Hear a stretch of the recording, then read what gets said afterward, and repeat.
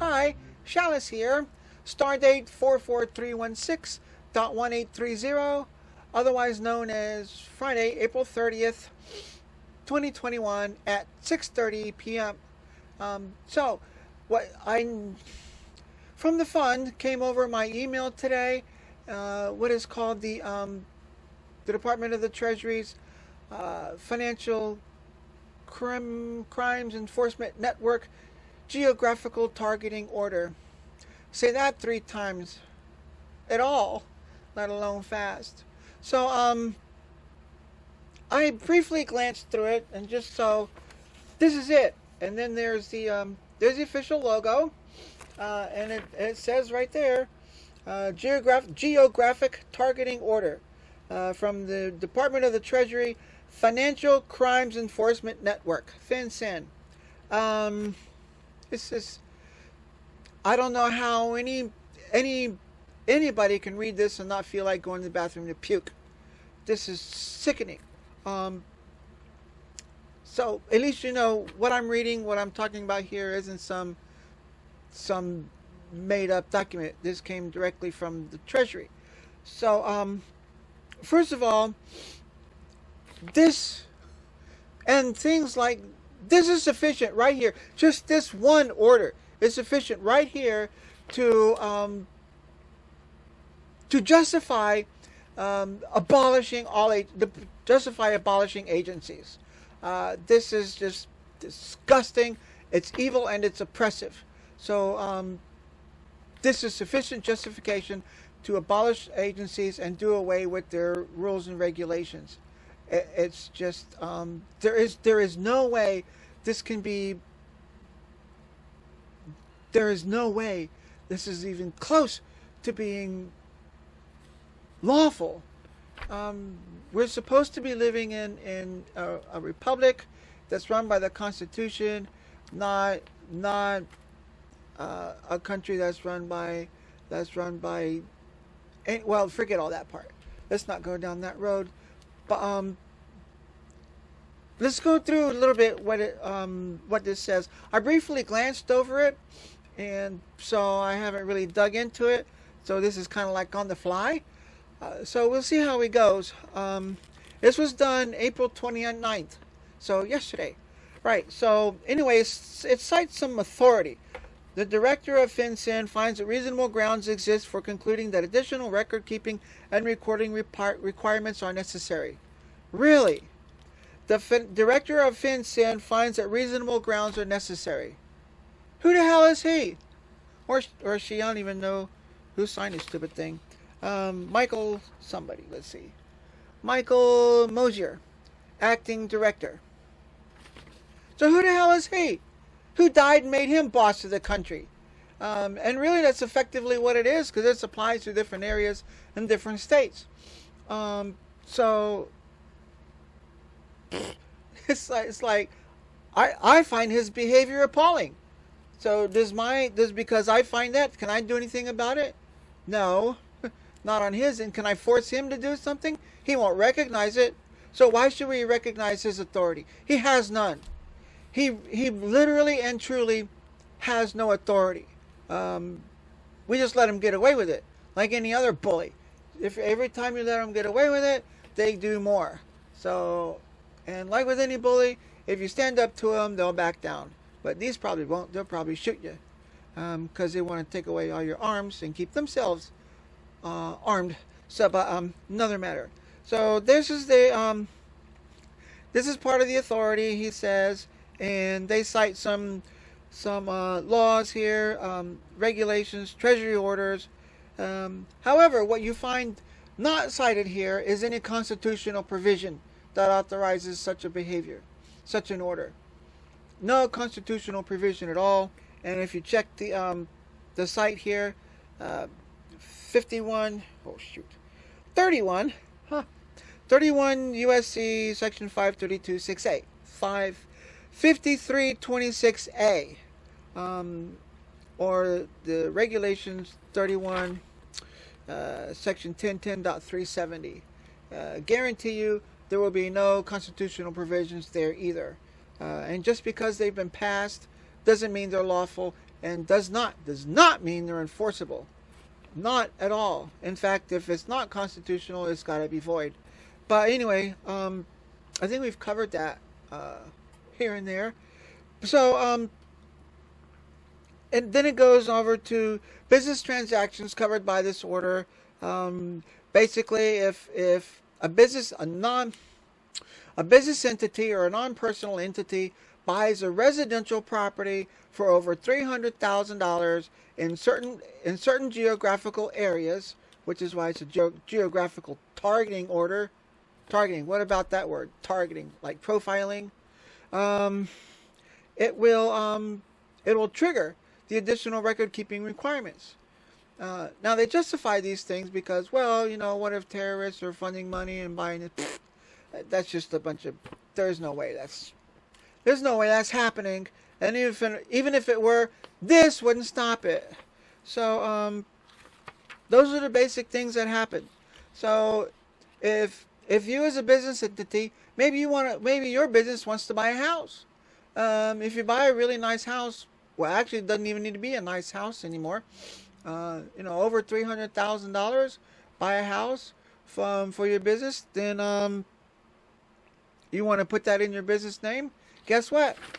This fencing comes into play if you're in these certain counties. And so let me read you what these counties are. Where does it start? Okay, the Texas. In Texas, counties of Bexar, Toronto, or Dallas. Okay, stop. Or Dallas. In Florida, Miami-Dade, Broward, or Palm Beach. That's the South Florida. Just from the south to one up, then one up on that.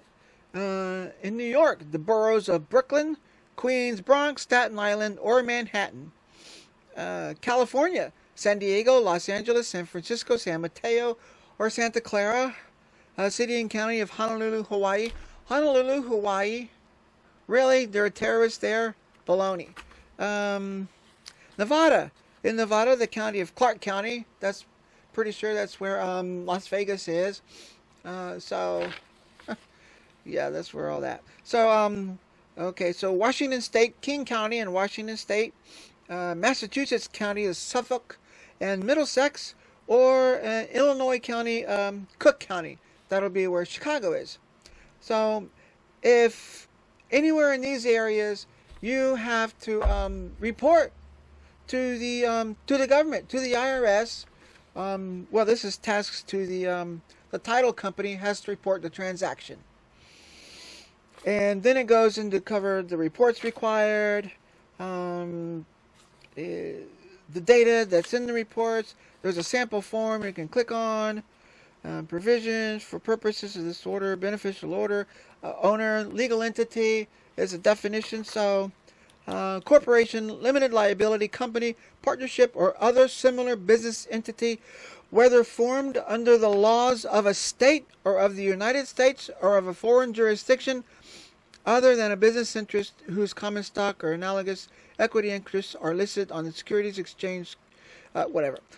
So, formed under the laws of a state. So this overrides an individual state. So a business that is formed in one state buys a property in that state automatically means that the U.S. government has no business sticking its nose in there. None at all. What happens in the state stays within the state. That's the whole purpose of state sovereignty. And yes, each state is as sovereign to each other as any other state, and is no less sovereign than, say, Canada, Mexico, the UK. They're not part of the European Union anymore. So the UK, Paris, Spain, Florida, Texas, Wisconsin, New Mexico, whatever.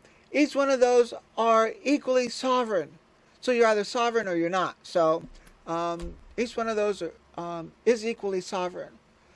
So for the federal to go into and bully around not just states but different parts of a few states is appalling. It's oppressive, and so the whole point of the of the federal government in the first place was to, equal protection or equal coverage, all states equally as a whole. And you go start picking and choosing little pieces here and there. That's not part of what they're supposed to do. So I thought of an analogy too. That is about, suppose you're in an office, right? You're in an office environment. You have, let's say, a law firm, because it's kind of easy to arrange those, but it can work with any kind of firm, like say an architectural firm, or a surveyor firm, or kind of any kind of business firm. But let's do architectural surveyor, where you have an owner or a partner, senior, and then his or her secretary, and you have several groups of those. So let's look at what an office manager would do in such a firm. Let's see what an office manager would do in such a firm. Right. So the office manager would be, they would see that the firm, the paperwork flow, the file flow, and such, works together as a whole. As each attorney's secretary, brings their files, gets done with it. It's got to go back in the filing cabinet. So the office manager would coordinate activities that involve the office as a whole. Now, what do you think would happen if this office manager were to go around to each secretary and say, okay, you're going to pay me what I tell you to pay me. I want you each to pay me $300 a week, right? To the individual, what do you think they're going to say to her? We won't do that here.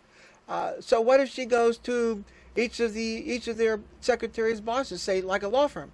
What if she goes to each attorney and says, okay, you attorney, you will only practice this type of law. Another attorney, you will practice this type of law. And the other attorney, you will practice another type of law. And that's it. That's all you can do. Or even more than that. What if she goes in there to and tells each attorney, say, how to practice law? Okay, you attorney, you're going to write this memorandum. You're going to cover this brief, and here's the research you're going to use, and here are the citations. Well, that doesn't quite go very well, but tells the attorney how to do the job. You have to tell the attorney, you've got to research this, you've got to put this in there, and so on and so forth. What do you think is going to happen to her? She's going to be given her pink slip rather quickly. So the analogy is the federal government is intended and was designed to be essentially the office manager for the firm, or to cover all of the states collectively as a whole. And like an office manager, the office manager would get their specific duties from the job description, and their pay would be from an agreement, and there would be known a hierarchy of authority. So, the attorneys would be above all else, then their secretaries, and then the office manager would be on some sort of level. We don't know. Maybe the secretaries can tell the office manager what to do or not. We don't know. The analogy still works regardless, so we don't have to do that part of it. But look back to this part. The duties for the office manager comes from the job description. You're hired, say, here's what you're going to do. So what happens if the office manager does this, and this, and this, but they have another person to take credit card payments over the phone. Okay, who is authorized to do so? The office manager is not authorized because of particular reasons in this policy. The office manager is not authorized to take credit card payments over the phone. So what happens if someone calls and she starts taking credit card payments over the phone? She or he, let's not go there, but the office manager starts taking. That's not her job. She wasn't authorized to do that. And so what do you think is going to happen? At the very least, she's going to be reprimanded or told not to. So this is what the federal government is doing. It is going far beyond the job description that it has been given, and that job description is in the Constitution in Article 1. for Congress. Article 2 for the presidency, and Article 3 for the judicial.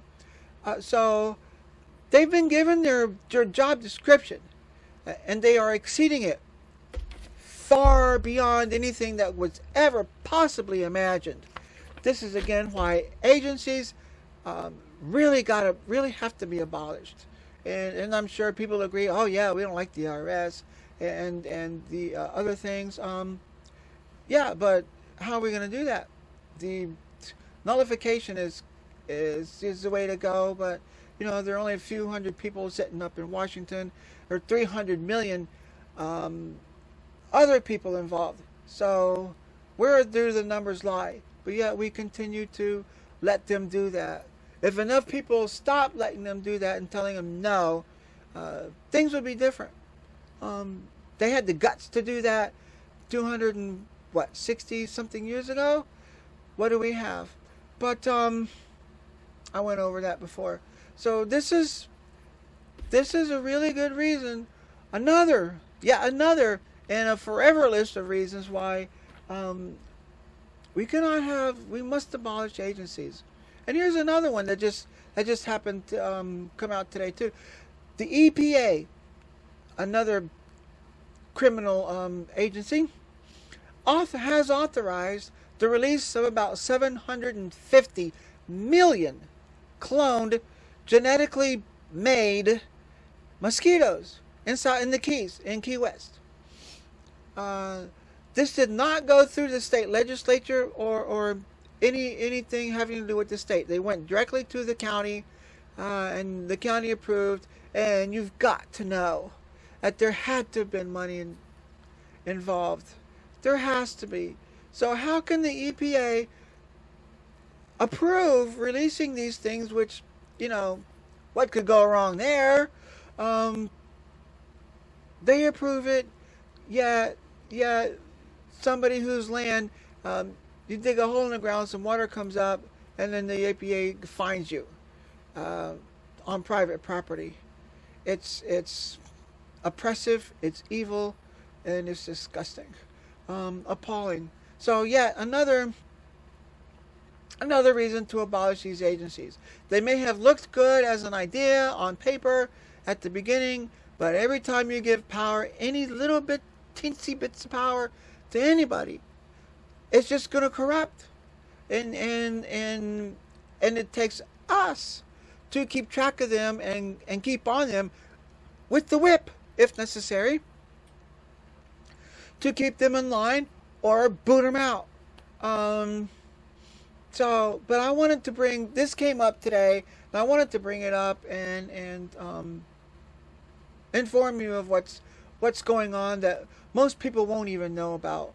They have no idea because they're tricky about these things. They go to employers and they go to title agents and then these kinds of things where the general public would never know, because we can't count. The general public will never know unless somebody tells them. Well, I'm telling them. I'm bringing it out in public, and hopefully I can get more people to watch. So I'll end it here. And speaking of watching, please share. I keep forgetting to remind you. Please share, subscribe, and like. That helps make me feel good.